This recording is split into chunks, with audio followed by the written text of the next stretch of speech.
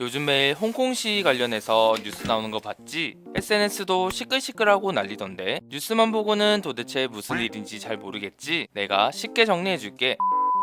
지난 2월 홍콩인 커플이 대만으로 놀러 갔다가 시정 문제로 남자친구가 여자친구를 살해하는 사건이 일어났어. 이 범죄자는 귀국한 뒤 홍콩 경찰에게 붙잡히게 되었지. 하지만 경찰은 이 사람이 홍콩에서 범죄를 저지르지 않아 처벌할 수 없었고, 그렇다고 범죄인 인도 조약이 체결되지 않은 대만으로 이 남자를 송환할 수도 없었어. 이에 홍콩 정부는 범죄인 인도 조약을 맺지 않은 국가에도 범죄인을 보낼 수 있는 범죄인 인도 조약을 추진하기로 했고, 여기엔 대만뿐만 아니라 중국 본토도 포함되어 있어.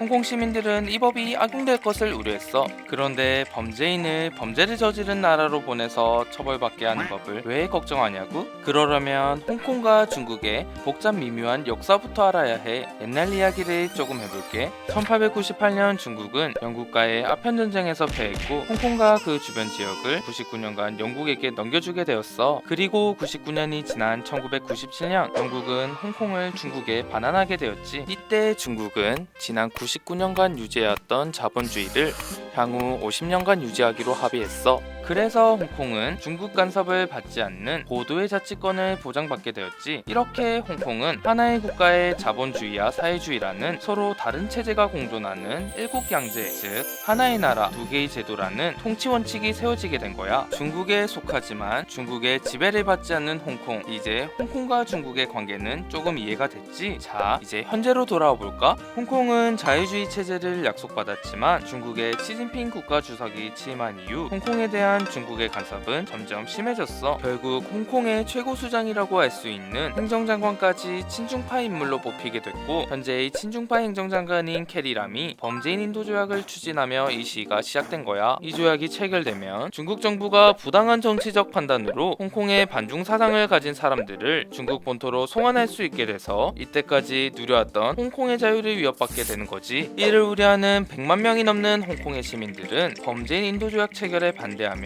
거리로 나와 시위를 하고 있어. 지난 6월 12일 홍콩 정부는 이 시위를 폭동으로 규정하며 최루탄, 고무탄, 무대포 등을 동원해 시위를 강경 진압하면서 80여 명의 부상자가 발생했어. 그럼에도 시위가 가라앉지 않아 홍콩 정부는 결국 법안 추진을 잠정 중단한다고까지 했어. 그러나 시민들은 송환법 연기가 아닌 완전 철회와 행정장관 캐리람의 사퇴를 요구하며 시위를 계속했어. 한때 시위는 무력 진압으로 정부와 시위자들의 갈등이 심해지며 공항이 폐쇄될 정도까지 갔지만 현재는 평화 시위로 바뀌어가며 집회를 계속 이어가고 있어. 그리고 이런 평화적인 대형 집회는 계속될 것으로 보여. 얼어붙은 홍콩의 겨울에 언제쯤 다시 봄이 찾아올까?